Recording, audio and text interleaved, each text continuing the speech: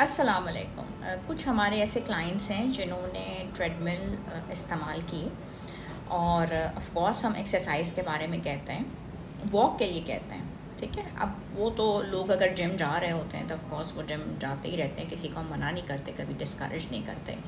लेकिन मैंने कभी इंक्लाइन करने के लिए नहीं कहा कि अगर आप ट्रेडमिल इस्तेमाल कर रहे हैं तो उसको आप एक एंगल पे रखें, जॉइंट्स के प्रॉब्लम होता है।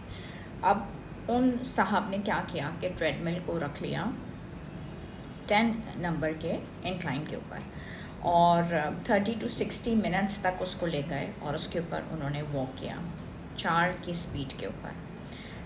करते रहे हफ्ते में 3 दिन 4 दिन। अब वज़न इससे बहुत ज़्यादा कम होता है, लेकिन उसके बाद फिर सीधा आप जाते हैं जॉइंट्स के डॉक्टर के पास। तो ऐसा काम जिससे एक मसले को हल करते करते आप बहुत सारे और मसाइल का शिकार हो जाएं, बल्कि चल ही ना सकें, उसका फ़ायदा नहीं।